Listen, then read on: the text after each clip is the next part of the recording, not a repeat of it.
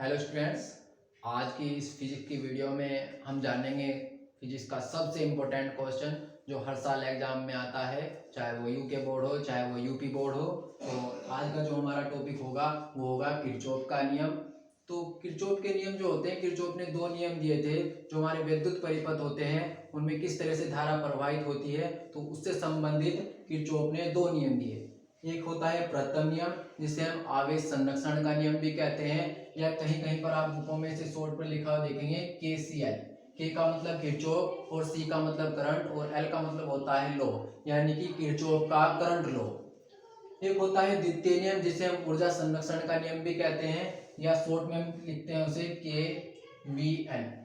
के का मतलब किरचॉफ और वी का मतलब वोल्टेज और एल का मतलब होता है लॉ, यानी कि किरचॉफ का वोल्टेज नियम। तो सबसे पहले जानते हैं हम किरचॉफ के प्रथम नियम को। तो जो प्रथम नियम होता है किरचॉफ का, वो कहता है कि इस नियम के अनुसार किसी भी वैद्युत परिपथ में किसी भी संधि पर मिलने वाली समस्त धाराओं का बीजगणितीय योग शून्य होता है। यानी कि हमारा कोई भी परिपथ होगा उसमें जो धाराएं किसी भी संधि पर मिल रही होंगी और फिर संधि से में धाराएं वापस जा रही होंगी, तो उनका जो बीजगणितीय योग होगा यानी कि उनका जो योग होगा वो कितना होगा, हमारा शून्य होगा। इसे हम एक एग्जाम्पल के माध्यम से भी समझाएंगे कि कैसे वो शून्य होता है। इसका जो फॉर्मूला होता है वो होता है समीशन i इक्वल टू 0, यानी कि जो टोटल i होगा हमारा वो 0 के बराबर होगा। इसे हम एक एग्जाम्पल से आपको समझाते हैं।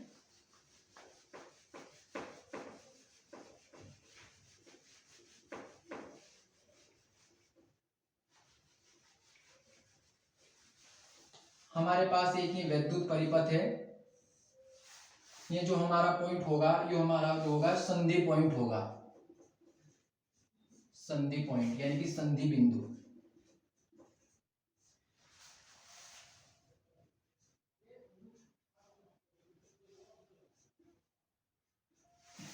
यहाँ पर आप देखेंगे कि हमारा I1 है, ये हमारा I2, इधर से I2 धारा आ रही है और इधर को जो है हमारी ये I3 है, ये I4 और ये हो गया हमारा I5। तो आप देखेंगे कि जो I1, I2 और I3 है हमारा वो संधि की ओर जा रही हैं, और जो I5 और I4 है वो संधि से दूर जा रही हैं। तो जो संधि की ओर जा रही हैं उन्हें हम एक साइड जोड़ लेते हैं, और जो संधि से दूर जा रही है उन्हें एक साइड जोड़ लेते हैं, और उनका क्या होता है बीच में हम माइनस लगा देते हैं।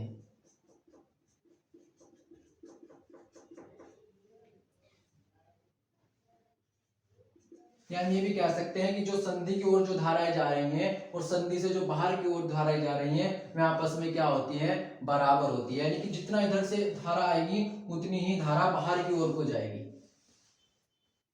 तो I1 plus I2 plus I3 यानी कि ये जा रही है संधि की ओर, और जो हमारी संधि से बाहर जा रही है वो कितनी हमारी I4 और I5। अब इन्हें इधर लाते हैं, तो I1 plus I2 plus I3 इधर आएगी तो माइनस की हो जाएगी, I4 माइनस के I5 इज इक्वल टू कितना हो गया हमारा 0। तो I1 plus I2 plus I3 minus यहाँ से कॉमन लेंगे तो I4 plus I5 is equal to 0। यह हम लिख सकते हैं कि summation I is equal to 0। तो किरचॉफ का जो प्रथम नियम है वो ये कहता है कि किसी भी जो संधि होगी उस पर जितनी भी धाराएं आ रही होंगी और जो धाराएं जा रही होंगी उनका जो बीजगणितीय योग होगा वो कितना होगा, शून्य होगा। बात करते हैं किरचॉफ के द्वितीय नियम की। तो जो किरचॉफ का द्वितीय नियम है उसे हम कह सकते हैं ऊर्जा संरक्षण का नियम भी। उसमें कहता है कि इस नियम के अनुसार किसी भी बंद पास के विभिन्न खंडों में बहने वाली धारा तथा उसके संगत प्रतिरोध का गुणनफल का जो बीजगणितीय योग होगा वो उसी पास में लगे विद्युत वाहक बलों के बीजगणितीय योग के बराबर होगा। तो ये एक प्रकार की डेफिनेशन है जिसे हम एक डायग्राम के माध्यम से भी समझेंगे। तो आइए हम यहाँ पर एक डायग्राम बनाते हैं इसका।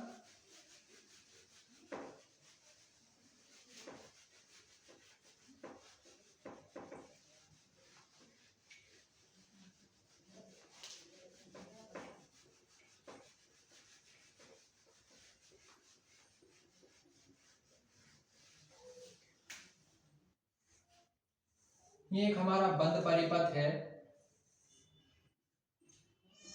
जिसमें हमने दो सेल लगा दिए हैं E1 और E2, और ये हमारा यहाँ पर एक प्रतिरोध है जो हमारा R1 है, एक प्रतिरोध हमारा यहाँ पर है जो हमारा R2 है, और एक प्रतिरोध हमारा यहाँ पर है R3।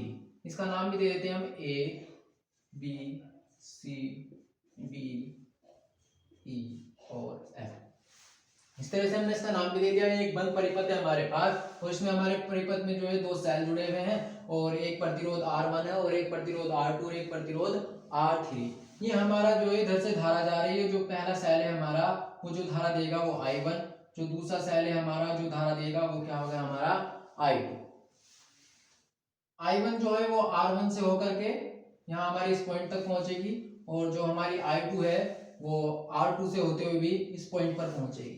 तो इधर से हमारी I1 धारा आ रही है और यहाँ से हमारी I2, तो यहाँ पर आकर के दोनों धाराएं आपस में मिल जाएंगी। तो यहाँ पर जो धारा बनेगी हमारी वो होगी I1 प्लस I2, यानी कि जो हमारा तीसरा प्रतिरोध है R3, उसमें जो धारा आ रही है वो आ रही है R1 plus I1 plus I2।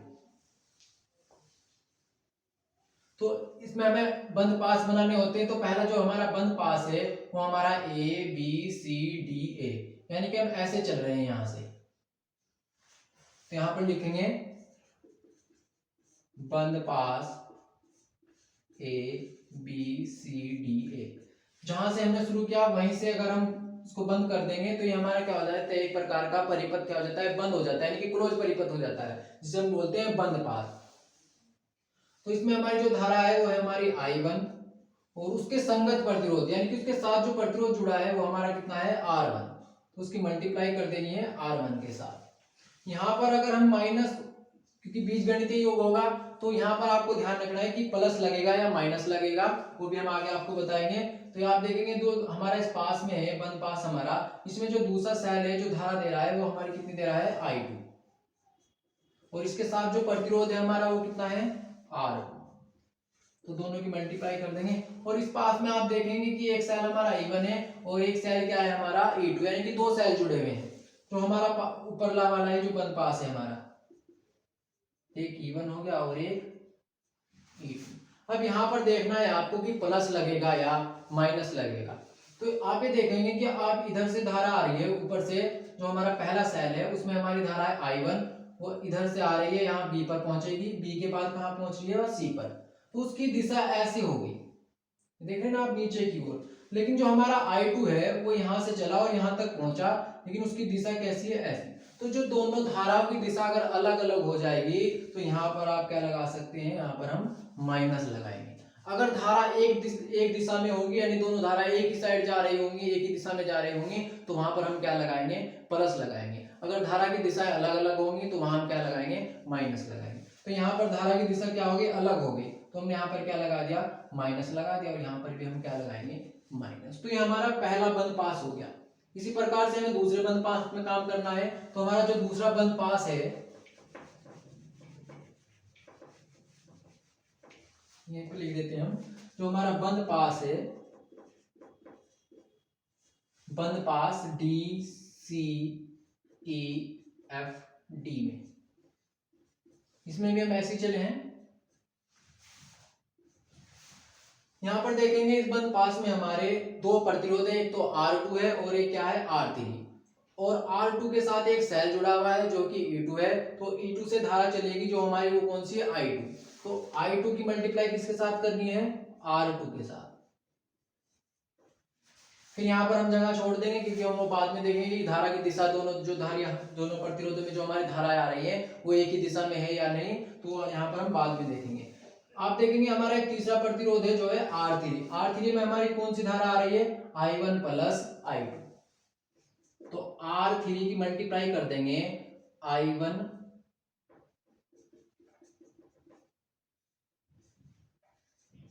I1 plus I2 की मल्टीप्लाई कर देंगे इसके साथ, R3 के साथ। और इसमें आप देखेंगे कि जो हमारा बंद पास है इसमें सिर्फ एक ही सेल जुड़ रहा है, तो उसे इज इक्वल टू करके लिख देंगे E2। अब आप ये देखेंगे यहाँ पर कि प्लस लगेगा या माइनस, तो यहाँ से देखेंगे कि जो हमारी I2 है यानी जो हमारा E2 सेल है उससे ऐसे धारा जा रही है, यहाँ पर पहुंची C पर। और आप नीचे की ओर देखेंगे तो I1 प्लस I2 यानी कि I2 तो इधर से आ रही है, जब भी तो I1 प्लस I2 होगा। तो इसका मतलब क्या है कि दोनों जो प्रतिरोध हैं उनमें जो धाराएं आ रही हैं उनकी जो धाराओं की दिशा है वो एक जैसी है, तो यहाँ पर हमारा क्या लगेगा, प्लस लगेगा।